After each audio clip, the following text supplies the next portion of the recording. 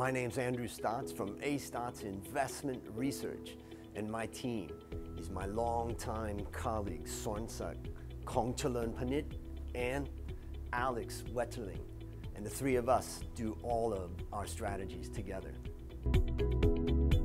We call it all weather mainly because we want it to be something that can try to perform over a long period of time through all ups and downs.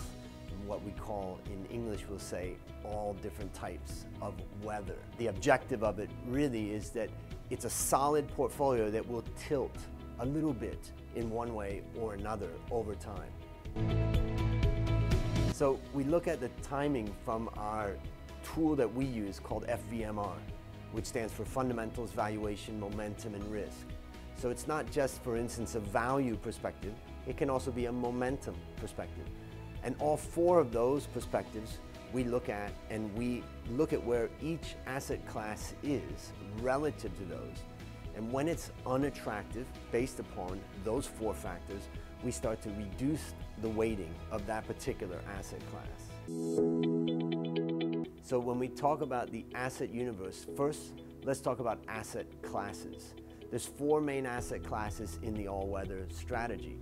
The first is equity. Well, that should be the core of any portfolio over a long period of time. The second is bonds, the third is commodities, and the fourth is gold.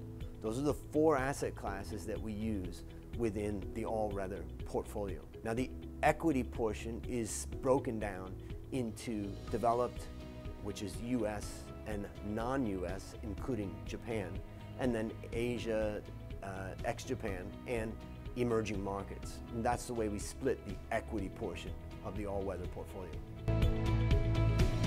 So what we did is looked at every single fund in Thailand, narrow it down to the ones that fit a criteria that we're looking for. Number one, we want it to be a reasonable cost. We don't want to have a strategy that's in a really high cost fund.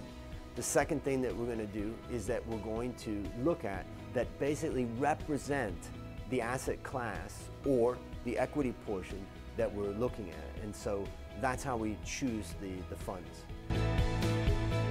So we rebalance the strategy. We're looking at the strategy on a regular basis. And then when one asset class or one equity grouping moves in a way that we start to have less confidence in that particular asset class or that equity group, then we'll start to reduce the position in that.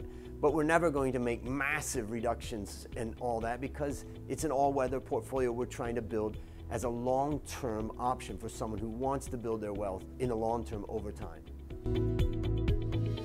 So I think to me, this strategy is suitable for, in some ways you could call it set it and forget it. This is not about picking every day or every week or every month the sector or the country that is doing well and jumping into that and jumping into another. This is about building a long-term structured product that basically allows us to have equity exposure, which is really the key to long-term performance, and a little bit of tilt here and there. So I would say it's suitable for someone that doesn't want to spend a lot of time being occupied in the stock market. They really want to just get their money invested over the long term and let it grow by having exposure to markets across the whole world, not just our home market, in this case, Thailand. If you're interested in learning more about the all-weather portfolio strategy, just go to phenomena.com/GURUPORT.